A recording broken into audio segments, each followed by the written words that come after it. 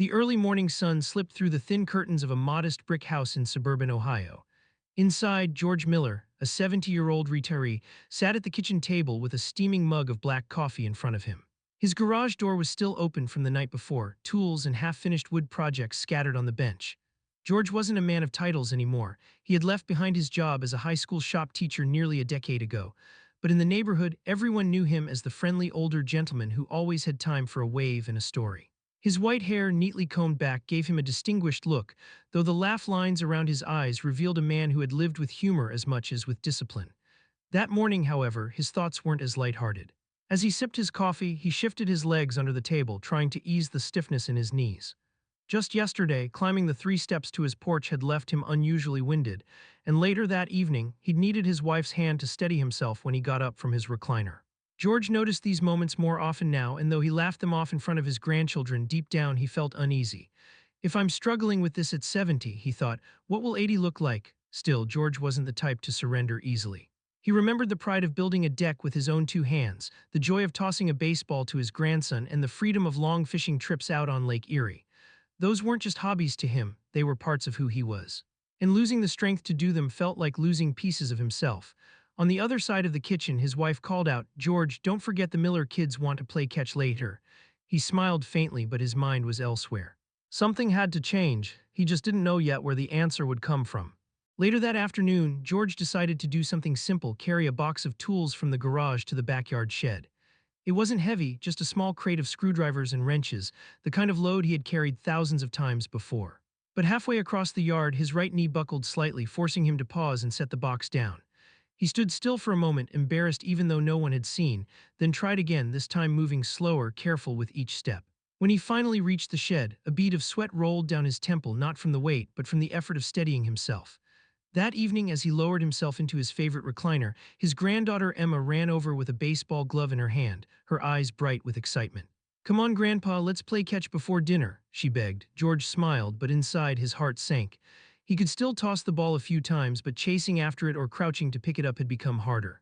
He hated the thought of disappointing her, so he forced a chuckle and said, "Give me a few minutes, champ. Grandpa's legs are warming up." Emma laughed and ran off to get her brother, but George's wife, Linda, caught his eye.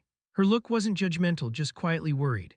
Later that night, as he lay in bed, George stared at the ceiling, listening to the faint hum of crickets outside. He thought about the porch steps, the toolbox, the baseball glove, all small reminders that his legs weren't the same as they used to be. A knot of frustration and fear tightened in his chest.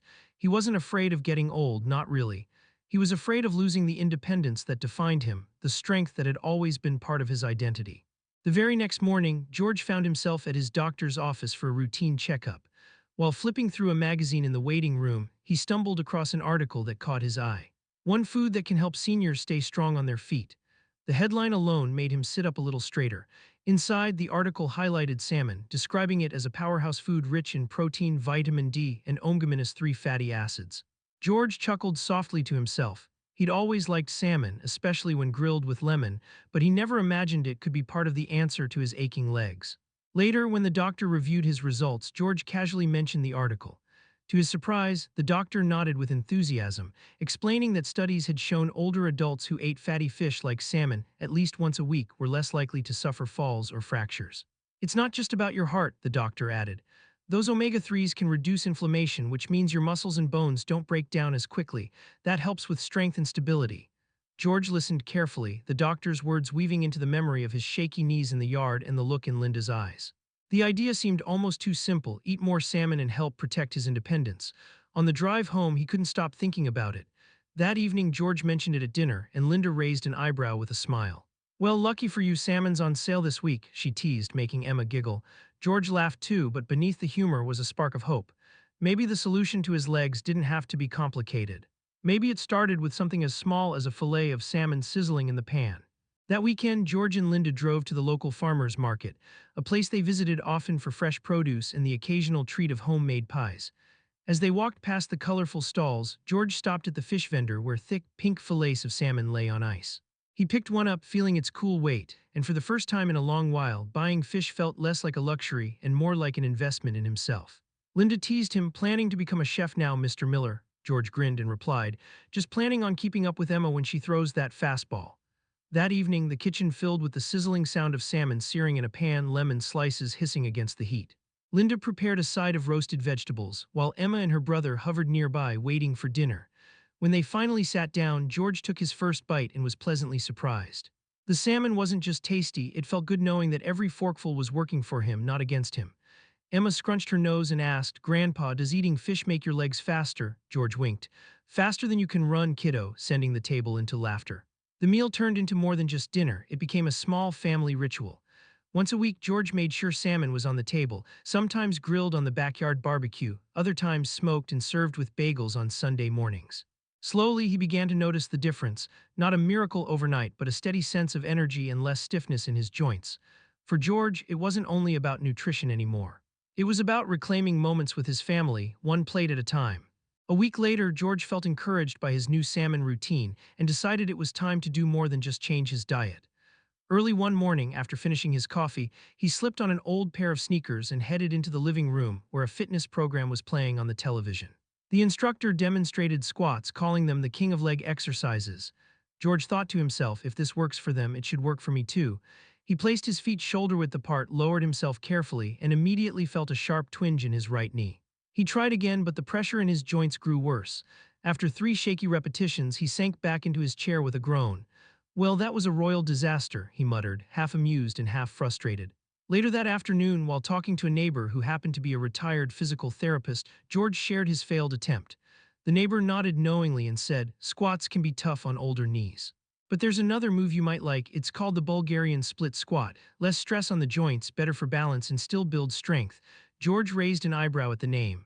Bulgarian what? Sounds like something from the Olympics. His neighbor chuckled and explained how to do it. Stand straight, place one foot behind on a low chair, bend the other knee until the thigh is nearly parallel to the floor, then push back up through the heel. Think of it as giving the chair a polite bow, the neighbor added. The next morning, George gave it a try. To his surprise, it felt challenging but not painful. His balance wobbled at first, and he caught himself laughing when he nearly tipped over, but there was no sharp pain, only the satisfying strain of muscles working the way they should. For the first time in a while, George felt a glimmer of confidence. Maybe his legs weren't finished yet. The following morning, George set a sturdy wooden chair against the wall of his living room, determined to give the Bulgarian split squat a proper try.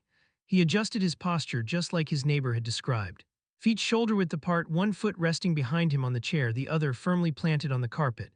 With a deep breath, he lowered himself slowly, feeling his thigh muscles engage. His front knee bent carefully, his balance wavered for a moment, but then his heel pressed into the floor and he rose back up. This time there was no sharp knee pain, only a steady pull in his quadriceps, the kind of strain that felt productive rather than punishing. Encouraged, he repeated the motion a few more times, each rep smoother than the last. As he finished, George leaned on the chair and laughed quietly, realizing that this polite bow to the chair, as his neighbor called it, wasn't nearly as intimidating as it sounded. What surprised him most was how much control he felt. Unlike squats that punished his joints, this exercise gave him stability. He could sense his core tightening, his legs working independently, his balance sharpening. The movement challenged him, yes, but it didn't scare him. Later that evening, he looked up more information online and found experts praising the Bulgarian split squat as one of the safest and most effective leg exercises for older adults.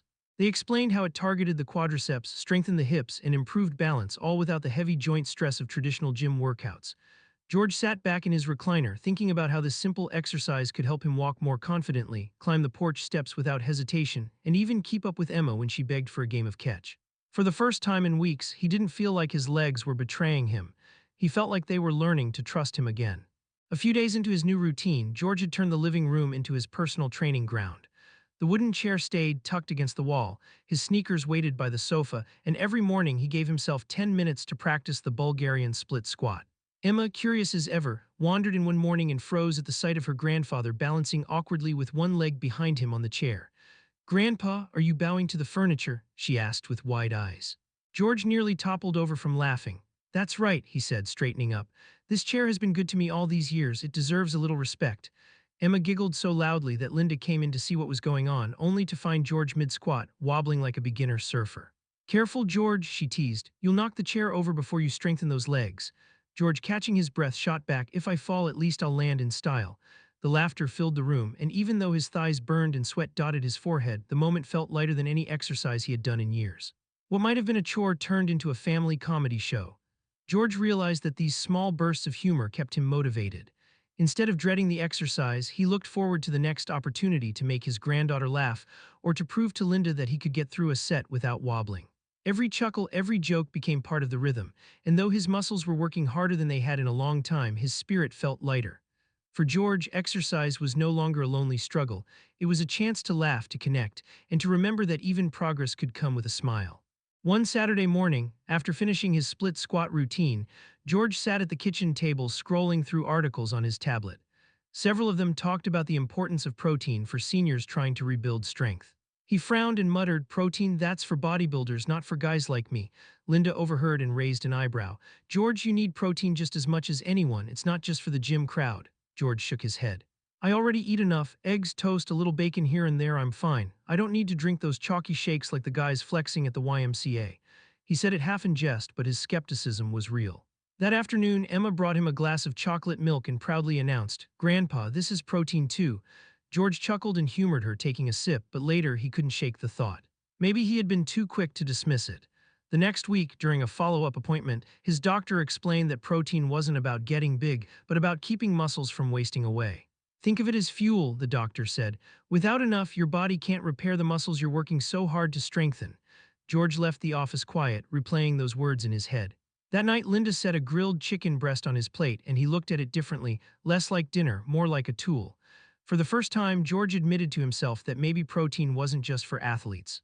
Maybe it was the missing piece in his fight to stay strong. That evening, George sat at his desk with a notepad, determined to make sense of this whole protein issue. He searched online and found numbers that surprised him. Most sedentary adults need about 0.36 grams of protein per pound of body weight each day, but for older adults who want to stay active, the recommendation could climb to nearly double that. He scribbled a quick calculation. At 170 pounds, that meant he needed somewhere between 60 and 90 grams of protein daily. He leaned back in his chair and whistled softly. "That's a lot more than my morning toast and eggs," he admitted. Curious, he dug deeper. Article after article explained that spreading protein throughout the day, roughly 20 to 30 grams per meal, was more effective than eating it all at once. George could almost hear his doctor's voice repeating, "It's about giving your muscles steady building blocks, not starving them all day and then overloading at dinner." He thought back to his habits. Coffee and toast for breakfast, maybe a sandwich at lunch, then meat or fish for dinner. No wonder his energy lagged. He was shortchanging himself at the very times his body needed help. He jotted down ideas. Eggs or Greek yogurt for breakfast, chicken or tuna salad for lunch, salmon or beans with dinner. For once, it didn't feel overwhelming. It felt practical. As he closed the notebook, George realized something important. This wasn't about dieting or counting calories. It was about strategy, about giving his body what it needed to keep doing the things he loved. And for a man who had always prided himself on fixing things in his garage, the idea of fixing his muscles with the right fuel suddenly made perfect sense. The next week, George put his new plan into action. At breakfast, instead of his usual toast and coffee, he scrambled 2 eggs and added a scoop of cottage cheese on the side. "Getting fancy, huh?" Linda teased as she poured her tea. George grinned, just giving these legs some building blocks. At lunch, he swapped his plain turkey sandwich for a hearty tuna salad on whole grain bread, adding a handful of almonds for good measure. Emma wrinkled her nose at the fishy smell but laughed when George declared, "Strong legs require strong lunches." By dinner time, the whole family was on board. Linda grilled salmon with lemon and herbs, while George measured out a portion of steamed beans to sit next to it. "Who knew beans could be muscle food?" he joked, earning another eye roll from Emma. On Sunday, when the grandkids begged for pancakes, George surprised them by mixing protein powder into the batter. "Secret ingredient," he whispered with a wink, watching them gobble down breakfast without complaint. Slowly, these small changes added up. George noticed he didn't hit the afternoon slump as hard, and after his morning exercises, he felt less sore. The kitchen had turned into his laboratory, and each meal became part of an experiment to rebuild his strength. Linda admitted one evening, "You know, I feel better too eating this way." George smiled, realizing this wasn't just about his legs anymore. It was about setting an example for his family, proving that even at 70, change was possible. And with every plate cleared, George felt a little more confident that he was fueling his body for the long road ahead. On a breezy Saturday 2 weeks into his new routine, George carried 2-gallon jugs of milk from the car, one in each hand, up the 3 porch steps without stopping, set them gently on the kitchen counter, and only then realized Linda was watching from the doorway with a puzzled smile. "You didn't ask me to grab one," she said, half proud, half surprised. Later that afternoon, the family headed to the park. Emma brought a ball and glove, and George, after a quick warm-up, tossed easy lobs across the grass. A pop fly sailed over Emma's head, and without thinking he jogged a few steps, nothing dramatic, just a steady shuffle, and scooped it before it rolled to the curb. Emma froze, then whooped so loud a nearby dog barked. Linda clapped from the bench, shading her eyes. "Look at you," she teased, Mr. Outfielder. George felt a quiet swell of satisfaction, not because he'd sprinted, he hadn't, but because his legs had answered when he asked. The wins kept stacking up in ordinary places. At church on Sunday, he climbed the short flight of steps at the entrance with only the lightest touch on the rail. In the grocery aisle, he reached for a 10-pound bag of potatoes and realized it no longer felt like a small test. Even his neighbor, the retired physical therapist, noticed the change when George demonstrated his polite bow to the chair in the living room. His balance wobbled less, his front knee tracked cleanly over his shoe, and he stood taller at the top as if someone had lengthened an invisible string along his spine. That evening, George rose from his recliner without bracing both hands on the armrests, and Linda's eyebrows shot up again. "Twice in one day," she said softly, "I'll take it." He laughed, a little breathless but not winded, and realized the laugh came from relief more than effort. None of it felt like a miracle. It felt like the compound interest of small decisions. One extra serving of salmon each week, protein spread across meals, a careful set of split squats most mornings. The fear that had lived quietly behind his ribs, the one about losing independence, didn't vanish, but it stepped back a pace as if giving him room to breathe. One quiet evening, after dinner dishes were stacked neatly in the sink, George sat out on the porch with Linda. The crickets hummed and the air carried the faint smell of freshly cut grass. He rubbed his knees absent-mindedly, noticing how much less stiff they felt compared to just a month ago. "You know," he said softly, "I don't just want to be able to carry groceries or climb steps. I want to walk Emma down the aisle someday. I want to be strong enough to dance at her wedding, even if it's just a slow shuffle." Linda looked at him, her eyes glistening in the porch light, and squeezed his hand. George rarely admitted fears out loud, but tonight he let them spill. He confessed how the thought of losing independence had haunted him, the fear of becoming a burden, of watching life from a chair instead of joining in. "I'm not afraid of aging," he said, voice firm, "but I am afraid of missing out." For a moment, silence stretched between them, heavy but honest. Then, almost as if to lighten the mood, George chuckled. "Besides, I still have fishing trips with Tom to beat him in bragging rights. Can't let him think I'm slowing down." Linda laughed through her tears, the tension breaking into something warmer. In that moment, George realized the real reason behind every split squat, every protein shake, every plate of salmon.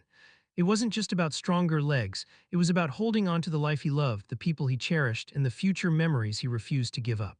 The following weekend, the Miller family gathered for a Sunday barbecue in the backyard. The grill hissed as Linda laid salmon fillets across the grates, the scent mixing with the smoky air. Emma and her brother darted across the lawn with their gloves, and George, leash in hand, whistled for the family's old retriever, Max. With a steady stride, he led the dog across the yard, the sun catching the silver in his hair. Emma spotted him and shouted, "Grandpa, race me to the tree." Without hesitation, George tightened his grip on Max's leash and jogged alongside her. His pace wasn't fast, but his legs carried him with confidence, no stumbling, no hesitation. Emma reached the tree first, triumphant, and George, laughing, bent slightly to catch his breath. She grabbed his hand with her small fingers and held it tightly as they walked back toward the house together. From the porch, Linda watched with quiet pride, her eyes shining. For George, it was more than a game of tag or a simple walk with the dog. It was proof that the small choices he had made, from meals to exercises, had given him back something priceless. Freedom. As the family gathered around the picnic table, plates filled with food and laughter spilling into the warm evening air, George looked around and felt a surge of gratitude. His legs no longer felt like a weakness holding him back, but like old companions learning to trust him again. The fear that once haunted him had loosened its grip, replaced by a calm certainty.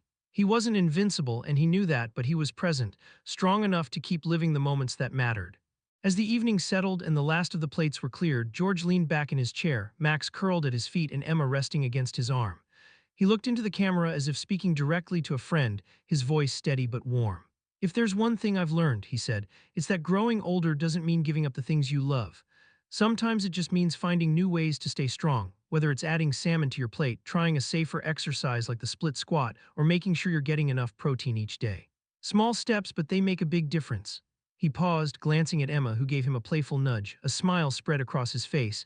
"Don't wait until you feel like you're losing ground. Start now, whatever your age. Your future self will thank you." The air around him felt lighter, filled with the quiet confidence of someone who had faced his fear and chosen hope. Then, with a little chuckle, he added, "And if this old guy can figure it out, so can you." He gave a small wave to the camera. "If this story helped you, give it a thumbs up, share it with someone you care about, and don't forget to subscribe for more tips on living strong and staying steady. Until next time, take care of yourself and keep moving forward.